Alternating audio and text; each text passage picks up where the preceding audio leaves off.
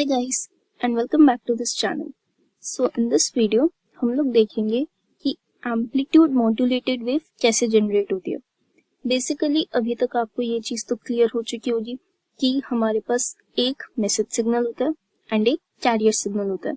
जब इन दोनों को सुपर इम्पोज करते हैं देन हमें मॉड्यूलेटेड सिग्नल मिलता है। बेसिकली एम्पलीट्यूड मॉड्यूलेशन अकर होता है। ओके सो वो मॉड्यूलेटेड सिग्नल कैसे जनरेट होता है वो इस वीडियो में हमें देखना है। सो उसको करने के दो तरीके हैं, एक तो है लो लेवल एएम एंड दूसरा है high level am. Okay so सबसे पहले हम लोग लो लेवल एएम को देखते हैं। ये उसका सर्किट डायग्राम है।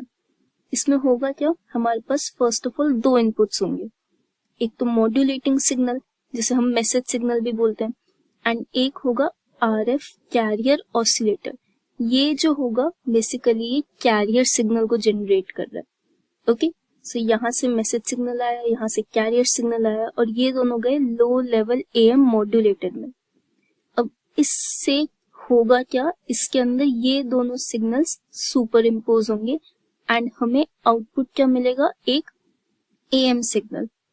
ओके लेकिन यहाँ पर होगा क्या, ये जो एएम सिग्नल होगा इसकी पावर होगी काफी लो।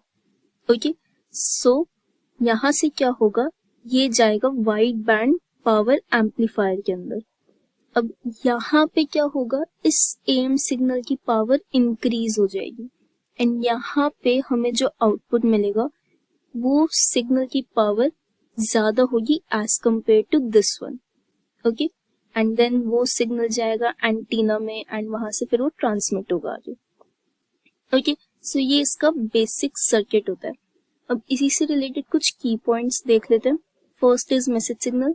मैसेज सिग्नल जो होगा लो लेवल एम्पलीट्यूड मॉड्यूलेशन में वो लो पावर का होगा, उसकी वोल्टेज एंड उसका करंट दोनों ही कम होंगे, उसकी वजह से इसकी जो पावर है वो भी काफी कम होगी। ओके सिमिलरली कैरियर सिग्नल, उसकी भी पावर जो है वो काफी कम होगी। अब अगर मैसेज एंड कैरियर दोनों की पावर कम है तो जो उनको सुपर इम्पोज करके हमें सिग्नल मिलेगा दैट इज एएम सिग्नल, उसकी पावर भी लो होगी, that is quite obvious.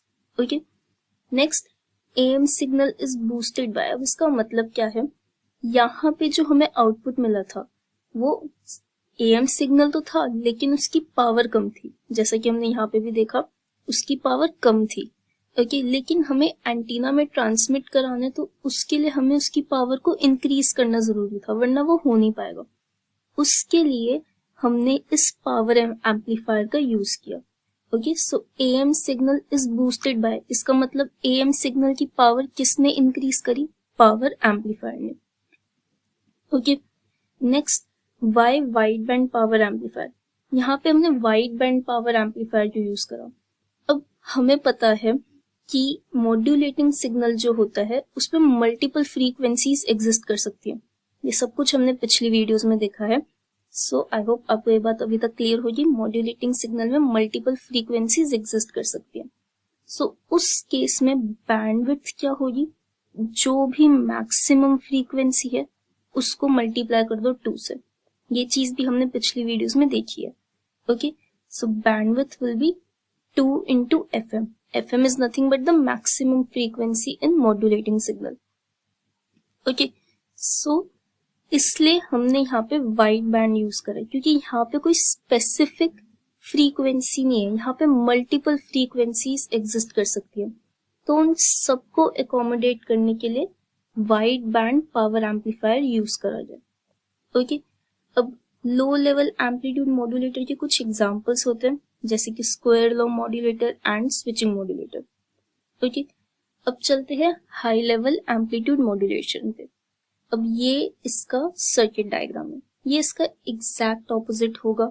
Low level में हमारे पास लो पावर की चीजें थी, हाई लेवल में हमारे पास हाई पावर की होंगी। कैसे, अब यहाँ पे क्या था, लो लेवल में हमने पहले मॉड्यूलेटेड सिग्नल जनरेट करा फिर उसकी पावर इंक्रीज करी। यहाँ पे इसका उल्टा होगा, हाई लेवल में पहले पावर को इंक्रीज करेंगे एंड देन हम उस पर मॉड्यूलेशन करेंगे।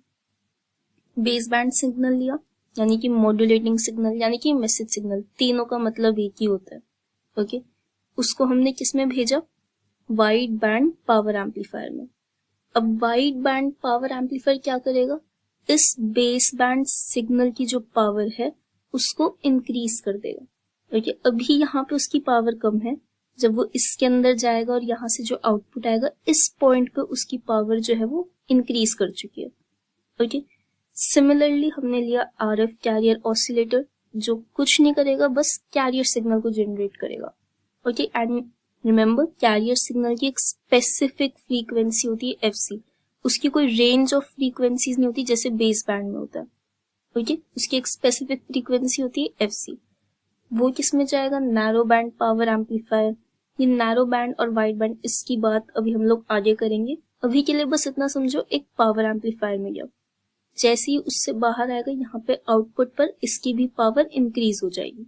ओके, बेस बैंड की पावर इंक्रीज हो गई, कैरियर की पावर इंक्रीज हो गई। अब इन दोनों को किस में भेजेंगे, हाई लेवल एएम मॉड्यूलेटर में। जब यहां से आउटपुट आएगा तो वो होगा मेरा am signal with high power. Okay, so basically exact opposite करा लो लेवल एएम का। पहले पावर इंक्रीज करी, फिर मॉड्यूलेशन करा, फिर जो आउटपुट मिला वो एंटीना की हेल्प से आगे रेडिएट हो जाएगा। ओके, अब इसी से रिलेटेड कुछ की points again. First is message signal high power का, अभी हमने देख लिया। ओरिजिनल लो पावर का था, लेकिन हमने उसको हाई पावर का बनाया with the help of power amplifier. Okay, then carrier signal same, low power का था इनिशियल, हमने उसको पावर एम्पलीफायर की हेल्प से हाई पावर का बनाया है।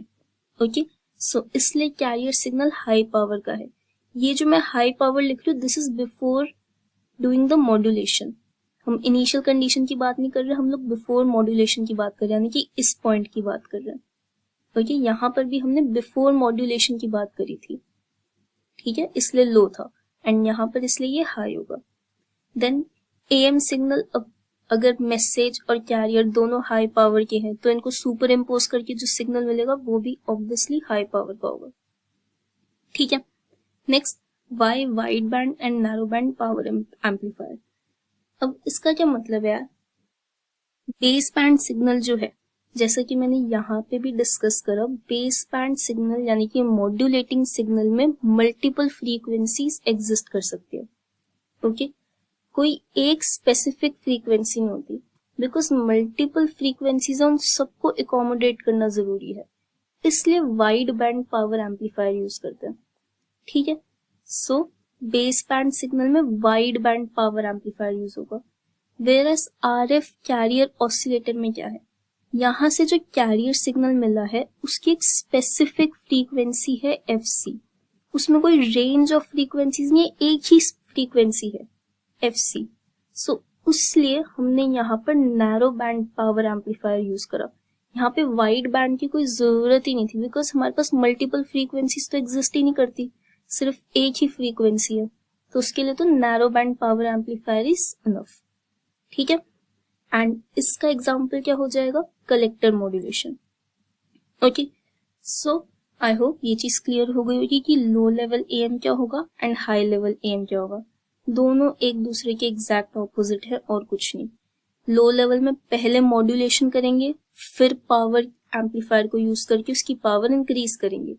हाई लेवल में एग्जैक्ट ऑपोजिट, दोनों इंडिविजुअल सिग्नल्स की पहले पावर को इंक्रीज करेंगे एंड फिर मॉड्यूलेशन करेंगे। एंड रिमेंबर, बेस बैंड के लिए हम लोग वाइड बैंड पावर एम्पलीफायर लेंगे, आरएफ कैरियर के लिए हम लोग नैरो बैंड पावर एम्पलीफायर लेंगे। एंड क्यों लेंगे, आई होप ये चीज भी क्लियर हो गई होगी, बिकॉज आरएफ जो है वो एक स्पेसिफिक फ्रीक्वेंसी को देता है, ओके, एफसी को, वेराज बेस बैंड में मल्टीपल फ्रीक्वेंसीज एग्जिस्ट कर रही हैं। ठीक है, बट कैरियर सिग्नल में सिर्फ एक ही फ्रीक्वेंसी है, that is FC. Okay, so I hope ये चीज क्लियर हो गई होगी। So this is it for this video, see you in the next one.